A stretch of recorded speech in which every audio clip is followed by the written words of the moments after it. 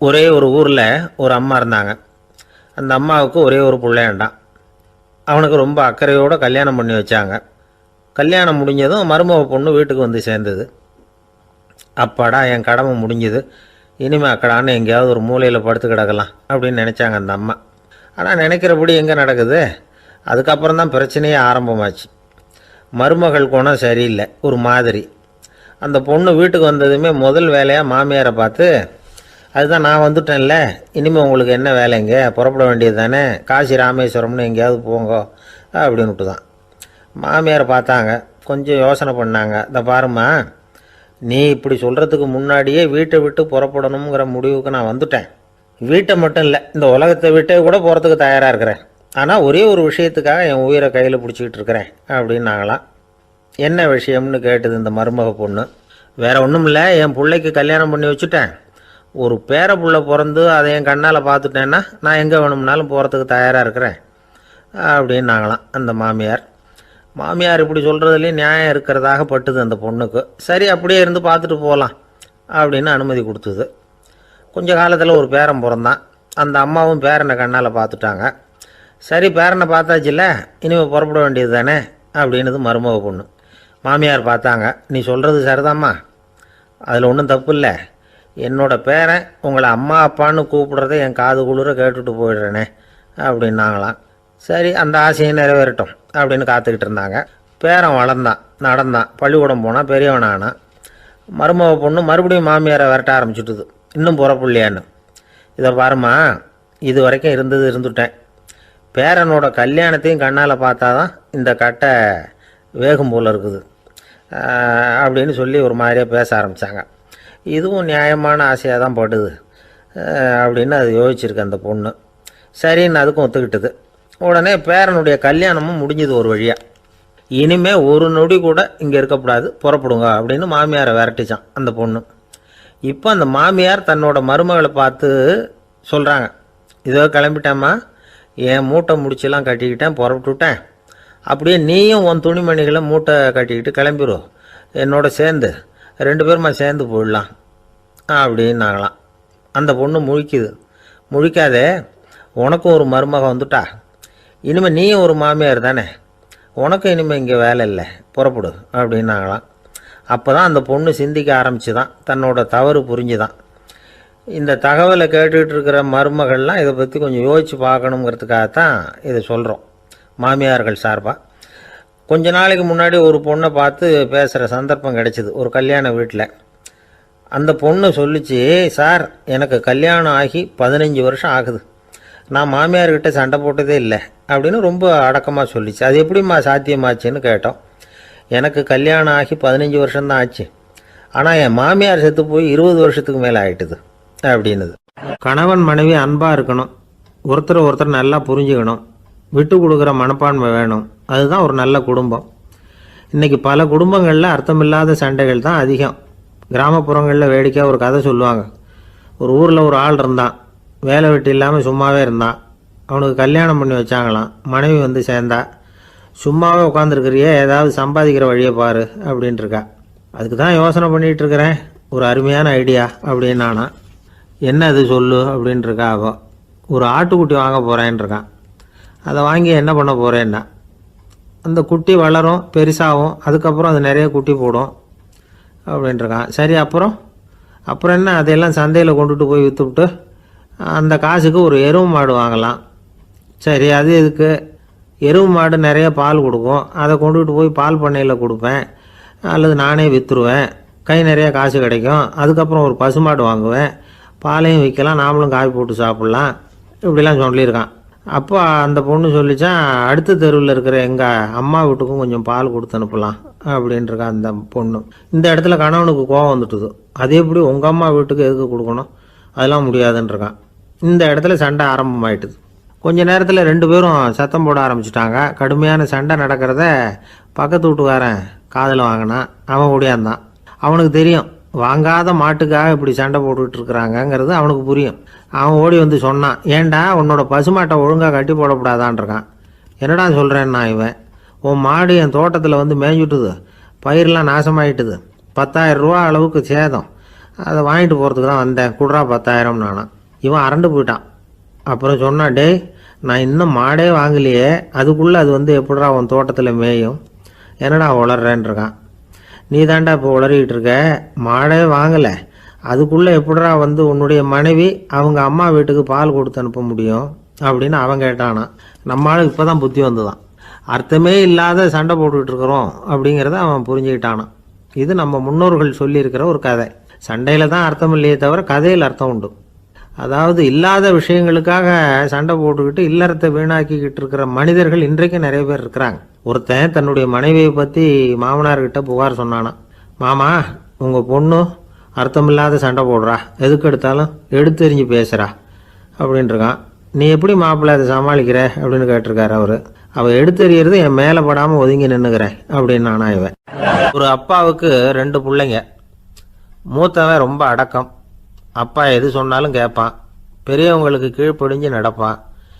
இளையவன் அப்படி இல்லை, தான் நினச்சதை தான் சொல்லுவான் செய்வான், அடுத்தவங்க சொல்கிறத கேட்க மாட்டான், அடங்கி நடக்க மாட்டான். இந்த 2 பேரில் யாரை வந்து உங்களுக்கு பிடிக்கும்? பெரியவனை தான் பிடிக்கும், ஏன்னா அவன் தான் சொல்கிற பேச்சை கேட்குறவன் அப்படின்னு சொல்லுவீங்க. ஆனால் ஒரு ஞானி என்ன சொல்கிறார் தெரியுமா? ஒரு குழந்தை அதன் அறிவுக்காக மதிக்கப்பட வேண்டுமே தவிர அதனுடைய கீழ்ப்படியும் தன்மைக்காக அல்ல அப்படிங்கிறார். நம்ம குழந்தைகளை வந்து சுயமாக சிந்திக்கிறதுக்கு நாம் விடுறதில்லை, மற்றவங்கள பார்த்து காப்பி அடிக்கிறதுக்கு தான் நாம் அவங்களுக்கு கற்றுக் கொடுக்குறோம்.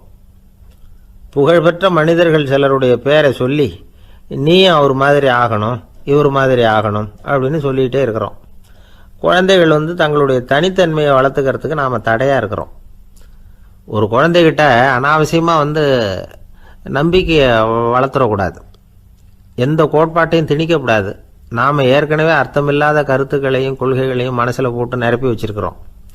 இந்த உலகத்துக்கு புதுசாக வந்து சேர்ந்திருக்கிற ஒரு குழந்தையின் தூய்மையான மனசில் நம்ம கருத்துக்களை அறிமுகம் செய்ய அல்லது திணிக்கிறதுக்கு நமக்கு எந்த அதிகாரமும் கிடையாது.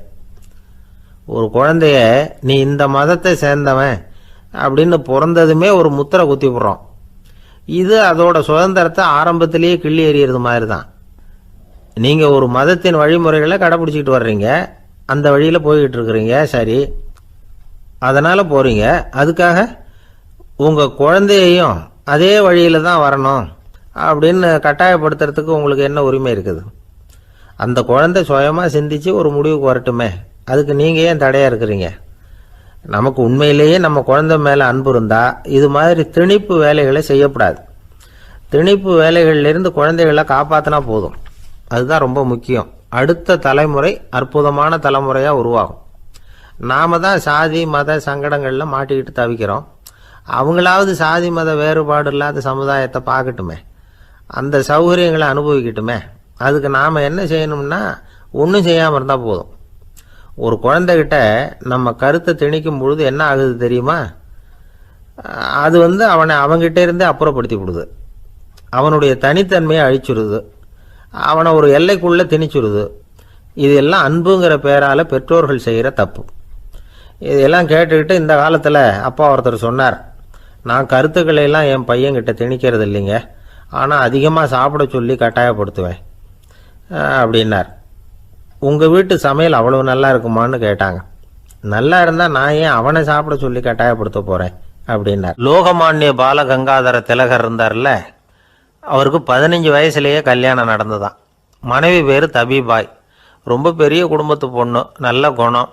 அவங்க குடும்பம் நடத்திக்கிட்டு இருக்கிறாங்க. அந்த காலத்தில் திருடர்கள் பயம் அதிகம். இந்த காலத்தில் மட்டும் என்னன்னு கேட்குறீங்களா? நீங்கள் கேட்குறது நியாயம்தான். இருந்தாலும் இந்த காலத்து திருடனுக்கும் அந்த காலத்து திருடனுக்கும் ஒரு முக்கியமான வித்தியாசம் உண்டு. அதாவது அந்த காலத்து திருடன்லாம் நியாயம் அநியாயம் பார்க்கறது உண்டு, இந்த காலத்தில் அப்படி பார்க்கறது இல்லை. அந்த காலத்தில் திருட வர்றவங்கள்ட்ட கூட ஒரு தார்மீக உணர்வு உண்டாம். அதாவது அப்போ உள்ள கொள்ளைக்காரங்க எதை களவாடினாலும் சரி, அரிசியை மட்டும் களவாடுறது இல்லையா, அப்படி ஒரு கொள்கை. அதனால் பாருங்கள், அந்த காலத்து பெண்கள் வந்து நகை நட்டுகளை பத்திரமா வைக்கணும்னா பெட்டியில் வைக்கிறது இல்லை, அரிசி பானையில் போட்டு வச்சு விடுறது. இப்போல்லாம் பேங்க்கில் வந்து சேஃப்டி லாக்கர்னு இருக்குல்ல, அது மாதிரி அந்த காலத்தில் வந்து சேஃப்டி லாக்கருங்கிறது அரிசி பானை. இந்த வளையல் மூக்குத்தி தோடு இப்படி எதுவாக இருந்தாலும் அதில் போட்டு பத்திரமா வச்சுருவாங்க. திருடன் வந்து அரிசி பானை பக்கம் போகிறதில்ல. ஏன்னா சாப்பிட்ற விஷயத்தில் கை வைக்கக்கூடாது, அது பாவம் அப்படின்னு அவன் நினைக்கிறான். திலகரோட மனைவி தபீபாயும் அதே மாதிரி தன்னுடைய ஆபரணங்களை ஒரு அரிசி பானைக்குள்ளே போட்டு மூடி வச்சுருந்தாங்களாம். இப்படி இருந்தப்போ ஒரு நாள் ஒரு பிச்சைக்கார பொண்ணு வீடு வீடாக பிச்சை கேட்டுக்கிட்டே வந்திருக்குது. திலகர் வீட்டுக்கும் வந்து தர்மம் போடுங்க தாயே அப்படின்னு தான் அந்த பொண்ணு. அந்த அம்மா தபீபாய் காதில் இது விழுந்திருக்கு. உடனே கை நிறைய அரிசி அள்ளிக்கிட்டு வந்து போட்டிருக்கு. பாத்திரத்தில் அரிசியை போட்டதுக்கு அப்புறம் தான் தெரியுது பளிச்சுன்னு கண்ணில் படுது. அதாவது அந்த அம்மாவோட வைர மூக்குத்தி ஒன்று அரிசியோடு சேர்ந்து அந்த பிச்சைக்கார பொண்ணு பாத்திரத்தில் போய் விழுந்துட்டுது. இந்த அம்மாவுக்கு மனசுக்குள்ளே குழப்பம், என்ன இப்படி ஆகிட்டுதே, மூக்குத்தி போயிட்டுதே, பிச்சை பாத்திரத்துலேருந்து அதை எப்படி எடுக்கிறது அப்படின்னு தயக்கம், வாயை திறந்து அதை கேட்கறதுக்கும் கூச்சம்.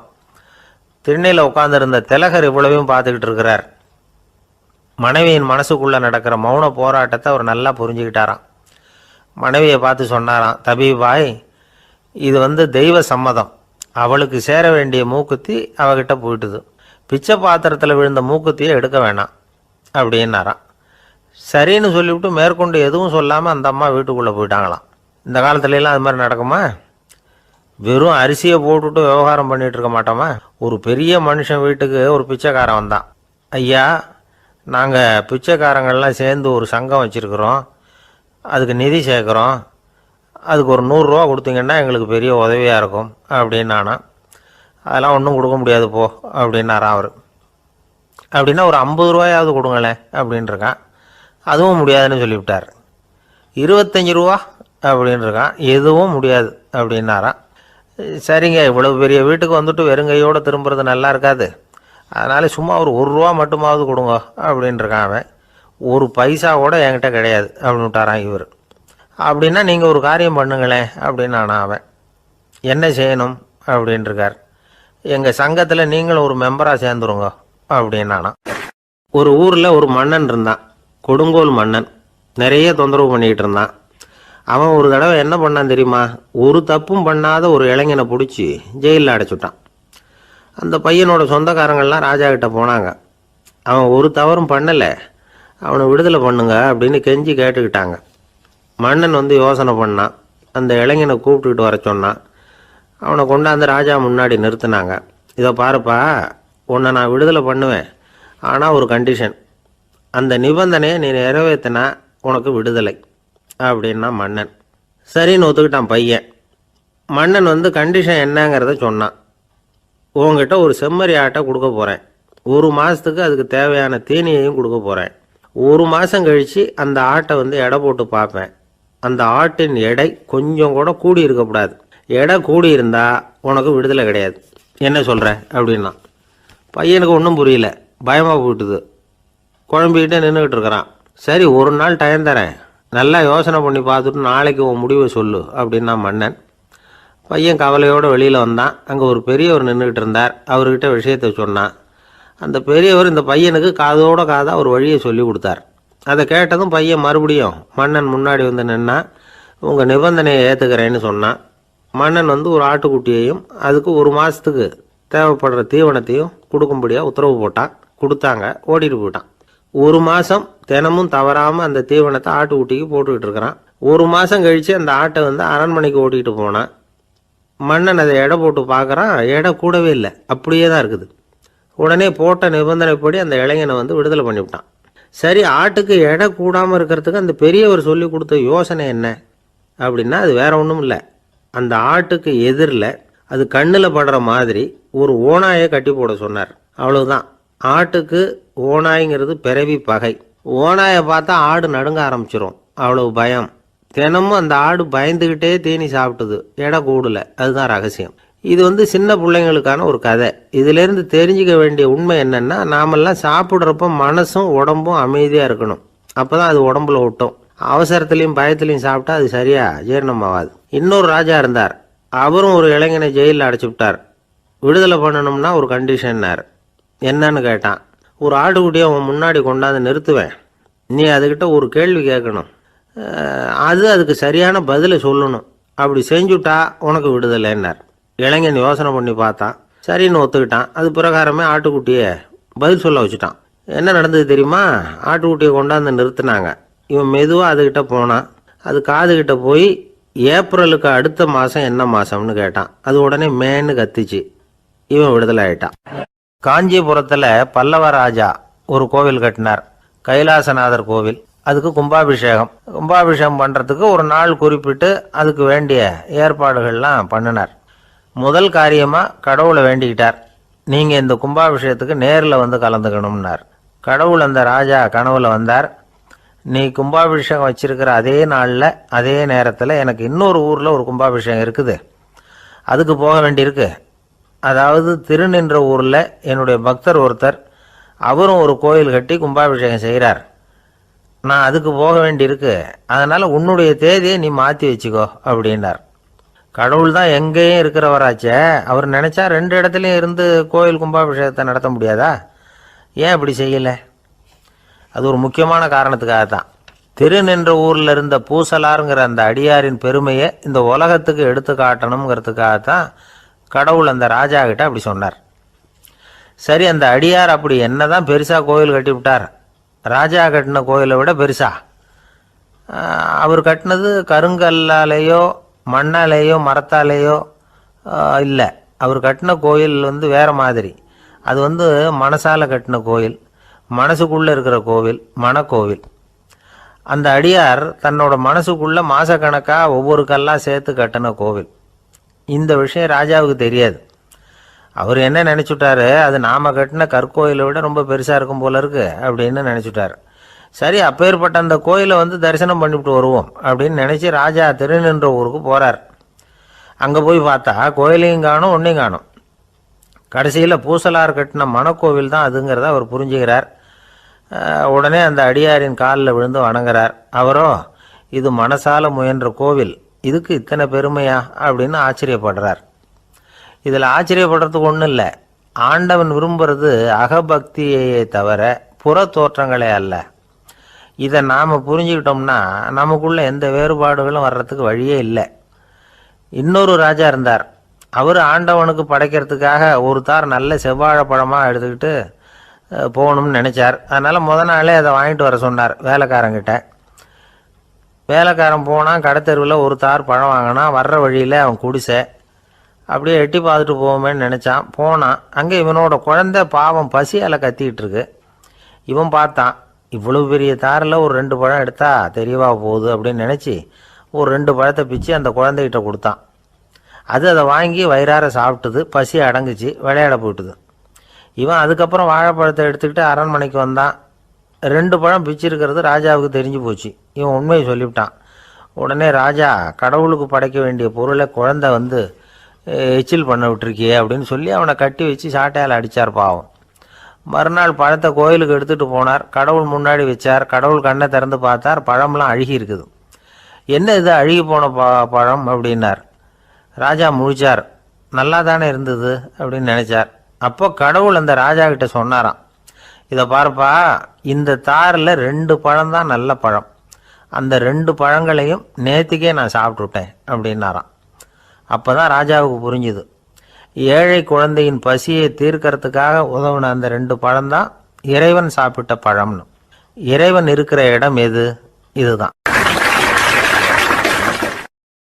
ஒரு பெரியவர்கிட்ட பேசிக்கிட்டு இருந்தேன். அவர் என்கிட்ட ஒரு கேள்வி கேட்டார். திருடர்கள் எத்தனை வகை தெரியுமா உனக்கு அப்படின்னார். இதுதான் அவர் கேட்ட கேள்வி. எதுக்காக என்ன பார்த்து அந்த கேள்வி கேட்டார் தெரியல. இருந்தாலும் நான் அவருக்கு பதில் சொன்னேன். திருடர்களில் எத்தனையோ வகை உண்டுங்க. கார் திருடன், சைக்கிள் திருடன், முகமூடி திருடன், எப்படி சொல்லிகிட்டே போகலாம். இருந்தாலும் என்னுடைய சிற்றறிவுக்கு எட்டின வரையில் திருடர்களை 2 வகையாக பிரிக்கலாம் அப்படின்னு நினைக்கிறேன். ஒன்று ராத்திரியில் திருடுற திருடன், இன்னொருத்தன் பகலில் திருடுற திருடன். அதாவது பகல் திருடன், ராத்திரி திருடன் அப்படின்னு பெரியவர் சிரித்தார். என்ன சிரிக்கிறீங்களே? என்ன, கள்வர்கள் 4 வகை அப்படின்னு ஆரம்பித்தார். எப்படின்னு கேட்டேன். சாப்பாட்டுக்கு இல்லாமல் திருடுறாங்க பாருங்கள், அது ஒரு வகையான். சாப்பாட்டுக்கு இருந்தும் திருடுறாங்க பாருங்கள், அது ஒரு வகையான்.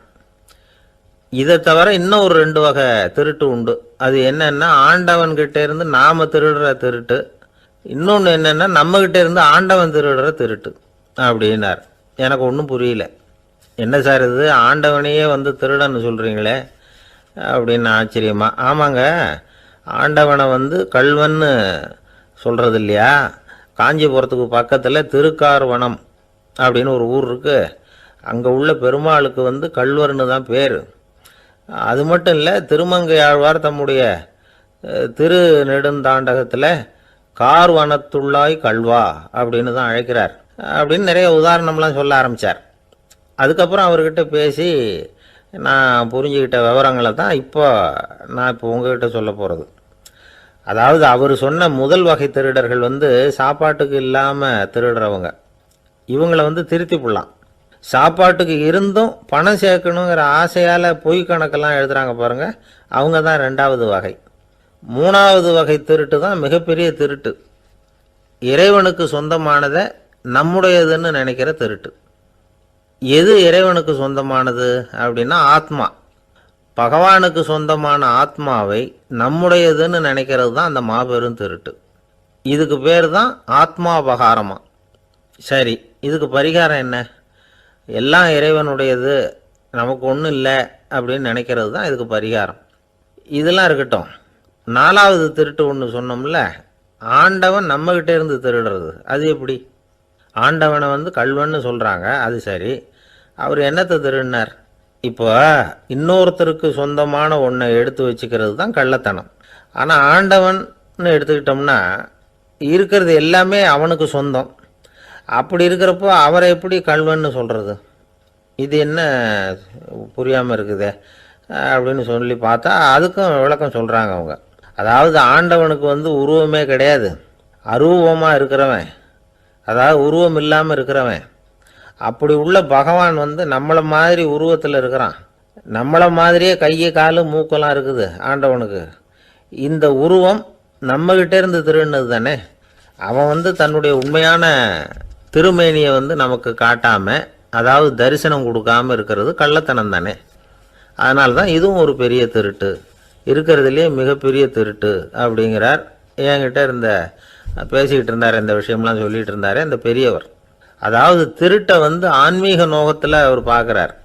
நம்ம பார்வையில் இதை விட அபூர்வமான திருட்டுலாம் இங்கே உண்டு, அபூர்வமான திருடர்களும் உண்டு. ஒரு திருடன் சிறையிலிருந்து விடுதலையாகி வெளியில் போனான். கொஞ்ச நாளில் மறுபடியும் திரும்பி ஜெயிலுக்கு வந்துட்டான். அப்போது சிறை அதிகாரி அவனுக்கு வந்து அறிவுரை சொன்னாராம். ஏன்பா இப்படி அடிக்கடி தப்பு பண்ணிவிட்டு ஜெயிலுக்கு வந்துவிடுறியே, உனக்கு சொந்த பந்தம் எதுவும் இல்லையா? உனக்கு அப்பா அண்ணன் தம்பிகள் அவங்க கூட எல்லாம் சேர்ந்து வாழணுங்கிற ஆசை இல்லையா அப்படின்னு கேட்டிருக்கார். அவங்களோட சேர்ந்து வாழணுங்கிற ஆசை எனக்கு நிறைய உண்டுங்க சார் அப்படின்னு அவன். அப்புறம் எதுக்கு இப்படி ஜெயிலுக்கு வந்துவிடுற அப்படின்னாரான் அவர். அவங்க எல்லாருமே இங்கே தானே சார் இருக்காங்க அப்படின்னு அவன். ஒரு நாள் ராமர் அரசவையில் உட்காந்துருக்கிறார். ராமராஜ்யம் நடந்துக்கிட்டு இருந்த நேரம்.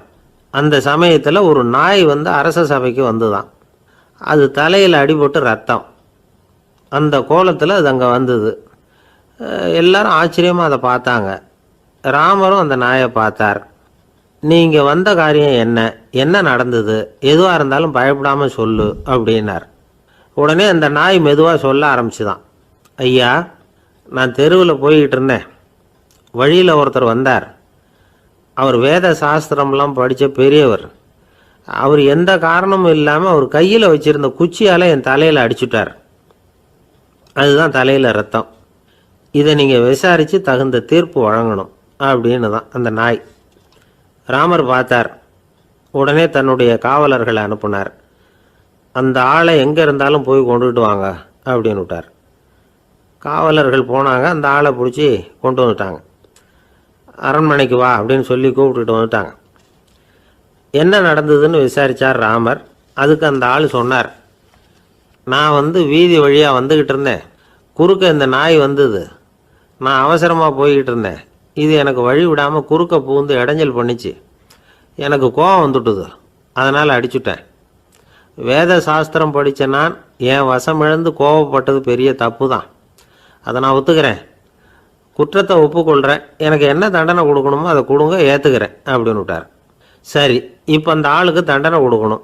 என்ன தண்டனை கொடுக்கறது யோசனை பண்ணார் ராமர். அதையும் அந்த நாய்கிட்டே கேட்டார். நீயே சொல்லு, என்ன தண்டனை கொடுக்கலாம் இவருக்கு அப்படின்னார். இதுக்கு அந்த நாய் என்ன சொல்லிச்சு தெரியுமா? இவரை ஏதாவது ஒரு கோயிலுக்கு தர்மகர்த்தாவாக நியமனம் பண்ணிவிடுங்க, அதுதான் இவருக்கு சரியான தண்டனை அப்படின்னுது. இதை கேட்டதும் ராமர் முகத்தில் புன்னகை. ஆனால் அங்கே இருந்த மற்றவங்களுக்கெல்லாம் ஆச்சரியம். அது எப்படி, தப்பு செஞ்சவங்களுக்கு தண்டனை கொடுக்கறது தானே நியாயம், அதை விட்டுட்டு தர்மகர்த்தா பதவியை கொடுக்க சொல்லுது இந்த நாய் அப்படிங்கிற ஆச்சரியம். இந்த சந்தேகத்தை அந்த நாய்கிட்டேயே கேட்டாங்க அங்கே இருந்தவங்க. இதுக்கு அந்த நாய் பதில் சொல்லிச்சான். நான் போன பிறவியில் ஒரு கோயிலுக்கு தர்மகர்த்தாவாக இருந்தேன். எவ்வளவோ கவனமாக எச்சரிக்கையாக தான் என்னுடைய கடமைகளை எல்லாம் செஞ்சுக்கிட்டு வந்தேன். அப்படி இருந்தாலும் சில சமயங்களில் என்னையும் மீறி கோயில் செல்வத்தை நான் அனுபவிக்கிறதுக்கு காரணமாயிட்டேன். ஒரு கோவிலுக்கு தர்மகர்த்தாவாக இருக்கிறவங்க எப்படியும் இந்த பாவத்திலேருந்து தப்பிக்கிறது கஷ்டம்.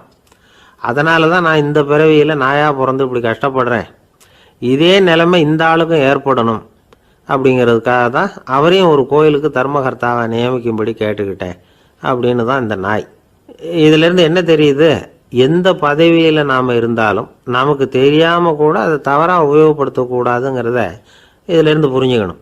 இல்லைன்னா அடுத்த பிறவியில் நாயாக பிறந்து எங்கேயாவது போய் வாழை ஆட்டிகிட்டு நிற்க வேண்டியது தான். கோவில் வாசலில் 2 நாய் பேசிக்கிட்டு இருந்து தான், போன ஜென்மத்தில் நான் மனுஷனாக தான் இருந்தேன். ஒரு கோவில் பூசாரி பேச்சை கேட்டுவிட்டு அவரோட கூட்டு சேர்ந்துக்கிட்டு ஆண்டவன் போட்டிருந்த நகையெல்லாம் அபகரித்து என்கிட்ட கொடுத்தாரு அவர். நான் எடுத்துகிட்டு வந்துட்டேன். திருடினது அந்த ஆள் தான், எடுத்துக்கிட்டு வந்தது தான் நான். இருந்தாலும் நான் மட்டும் நாயாக பிறந்துட்டேன். இப்போ மட்டும் அந்த பூசாரி என்கிட்ட மாட்டினா கடித்து குதறி போடுவேன் அப்படின்னு தான். அவசரப்பட்டு அப்படி செஞ்சுடாதே, பதிலுக்கு அவரும் உன்னை திருப்பி கடித்தாலும் கடிச்சிருவார். ஏன்னா அவரும் இப்போ ஒரு நாயாக தான் பிறந்திருக்கிறார் அப்படின்னு தான் இன்னொன்று. அது எப்படி உனக்கு தெரியும்னு தான் இது. நான் தானே அது அப்படின்னு தான் அந்த நாய். நம்மக்கிட்ட ஒருத்தன் தப்பாக நடந்துக்கிட்டானா உடனே நாம் என்ன செய்வோம்? கையை ஓங்கிட்டு அவனை அடிக்க போவோம். நாம் அவங்ககிட்ட அவனை விட ஒருபடி மேலாக தப்பாக நடந்துக்குவோம். ஆனால் பெரியவங்கள்லாம் அப்படி நடந்துக்கிறது இல்லை. இன்னா செய்தாரை ஒருத்தல் அவர் நாண நன்னயம் செய்து விடல் அப்படின்னு வள்ளுவர் சொல்லியிருக்கார் இல்லையா? அதுக்கு தகுந்த மாதிரி நடந்துக்குவாங்க. பாயசித் விஸ்தாமிங்கிறவர் ஒரு பெரிய ஞானி. அவர் ஒரு நாள் ராத்திரி ரொம்ப நேரம் மசூதியில் இருந்துட்டு வீட்டுக்கு திரும்பி வந்துக்கிட்டு இருக்கிறார். வழியில் ஒரு குடிகாரன், அவன் கையில் ஒரு இசைக்கருவி, அதை கண்ணா பின்னான்னு மீட்டிக்கிட்டு வாய்க்கு வந்தபடியே என்னத்தையோ பாட்டுன்னு நினச்சிக்கிட்டு பாடிக்கிட்டு அவன் பாட்டுக்கு கிடக்கிறான் வழியில். அதோடு இருந்தாலும் பரவாயில்ல, அந்த பக்கமாக வழியில் போகிறவங்க வர்றவங்களையெல்லாம் பார்த்து கண்ணா பின்னான்னு திட்டிகிட்டு இருக்கிறான், ரொம்ப வளர்க்குறான்.